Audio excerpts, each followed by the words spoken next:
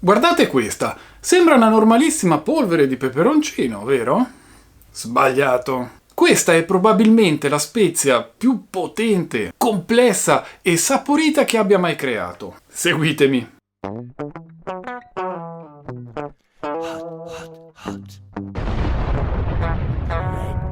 Questa idea non è farina del mio sacco, ma nasce da una chiacchierata con Sergio, un grande appassionato e membro del nostro gruppo Telegram. E vi suggerisco di iscrivervi anche voi, dove troverete un sacco di gente appassionata disposta ad aiutarvi. Qua sotto vi lascio il link. Dunque, Sergio mi ha suggerito di effettuare questo esperimento. E ragazzi, il risultato è eccezionale. Grazie Sergio per questa intuizione. Questa polvere non sono semplicissimi peperoncini essiccati, sono fermentati. Ciò significa che questa polvere non è semplicemente piccante, ma è un'esplosione di umami, sapidità e quel gusto profondo che solo la fermentazione può dare.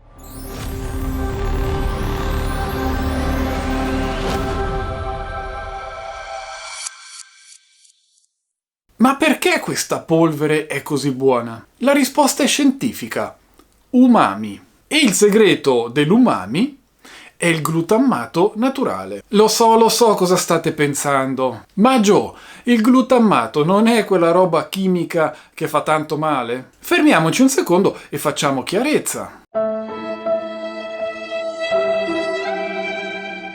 Molti associano il glutammato alla sindrome del ristorante cinese, un mito nato da una lettera scritta da un dottore nel 1968 e ampiamente smentito da anni di studi scientifici. Enti come l'OMS l'hanno dichiarato sicurissimo. Ma la cosa più interessante è questa. Sapete come viene prodotto il glutammato artificiale? Tramite la fermentazione di semplicissimi carboidrati, come lo zucchero o la barbabietola. In pratica, l'industria utilizza lo stesso identico processo che utilizzeremo noi qui oggi coi peperoncini. Il nostro corpo non distingue tra il glutammato di un pomodoro maturo, sì, perché il pomodoro maturo è ricco di glutammato, o come il glutammato di un pezzo di formaggio stagionato, come può essere un grana padano, un parmigiano reggiano, perché anche il formaggio ne è pieno, o il glutammato presente nella polvere di peperoncini fermentati. È praticamente la stessa identica molecola, un semplicissimo aminoacido che funge da esaltatore di sapidità. C'è però una differenza fondamentale. Noi non lo stiamo utilizzando come additivo per coprire ingredienti scadenti, come purtroppo capita. Noi stiamo lasciando che sia la natura, attraverso i nostri peperoncini, a creare questo concentrato di sapore. Inoltre il glutammato contiene circa 1/3 del sodio rispetto al sale. Quindi utilizzare questa polvere su un pezzo di carne, su del tofu, su delle verdure, significa dare un'esplosione di gusto riducendo il sale. È un vantaggio enorme per la salute e per il palato. Ma tornando a noi, oggi vi mostrerò come trasformare i vostri peperoncini fermentati in una polvere magica. Tutto inizia da qui: peperoncini fermentati. Il bello di questo metodo è che decidete voi il profilo del gusto. Volete il fuoco? Utilizzate habanero, scotch bonnet e quant'altro. Volete un aroma più fruttato, più gestibile? Utilizzate degli jalapeno, dei cornetti calabresi. Se invece volete un sapore unico, dovete utilizzare dei rocoto o dei tabasco. E se non sapete come fermentare i vostri peperoncini in sicurezza, vi lascio qua un video. Il primo passo è separare i solidi dai liquidi a fermentazione terminata. Quindi scoliamo bene i peperoncini. E fermi tutti, non azzardatevi a buttare via la salamoia. Questo liquido è oro puro. È acqua super saporita, piccante, piena di fermenti vivi e umami. Usatela per marinare il pollo, il tofu, per condire un'insalata o come starter per una futura fermentazione. Quindi mettetela in frigo e non buttatela.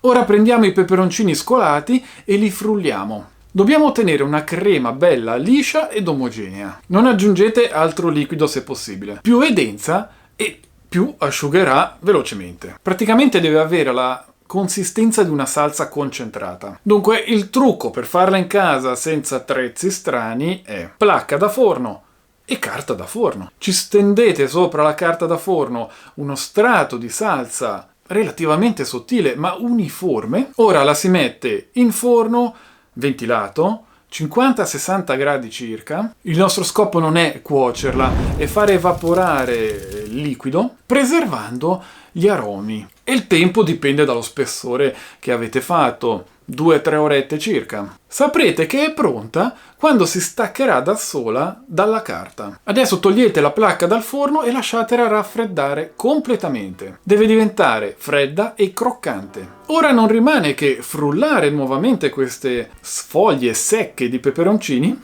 fino ad ottenere una polvere. Se volete mantenerlo un po' più grossolano, come i fiocchi di sale per intenderci, liberissimi di farlo. Ed ecco qui la polvere di peperoncini fermentati. È talmente buona che già l'ho finita, dovrò rifarla più presto. E quindi niente assaggio in diretta. Ma comunque vi garantisco che il profumo è indescrivibile, è lo stesso profumo della salsa fermentata, solo che è in polvere.